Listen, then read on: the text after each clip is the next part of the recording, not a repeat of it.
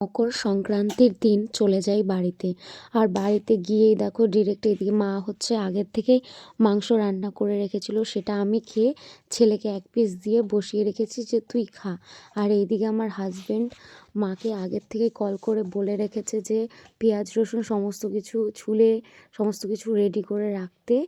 আর হচ্ছে ও গিয়ে হচ্ছে গিলা মেটেটা হচ্ছে বানাবে। আর এইদিকে মা তো বারবার করে কল করে যাচ্ছিলো যাওয়ার জন্য, পিঠে খাওয়ার জন্য।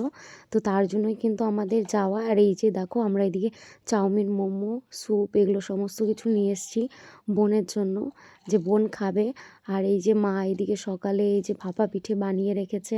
আমরা বলেছিলাম 8টার দিকে যাব, বাট আমাদের যেতে যেতে অনেকটা লেট হয়ে যায়। আমরা 1টা নাগাদ পৌঁছাই। তো ভাপা পিঠেটা প্রায় ঠান্ডাই হয়ে গেছে।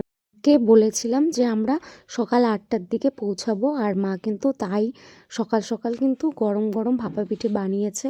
বাট আমরা ওই 1টা নাগাদ পৌঁছেছি।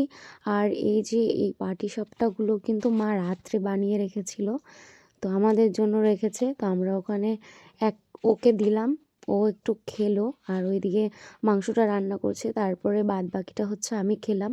আর এইদিকে মা এই যে হচ্ছে পিঠে দিয়ে দিল ওকে, আর ও এইদিকে রান্না করছে আর এইদিকে পিঠে কিন্তু খাচ্ছে।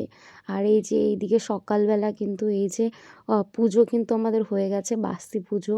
এটা পুজো কমপ্লিট, সেইটুকু আমি তোমাদের সাথে শেয়ার করলাম। আর এই পুজোতে কিন্তু পায়েস বানানো হয় সকালবেলা। ছোটোবেলার সেই স্মৃতিগুলো মনে পড়ে গেল। সবাই বান্ধবীরা মিলে পুজোর সমস্ত কিছু জোগাড় করা, মানে এই ঝিকা গাছের ডাল, ফুল, বেলপাতা, দুব্বো সমস্ত কিছু কিন্তু আমরা রেডি করে রাখতাম, পরে মা পুজো করতো।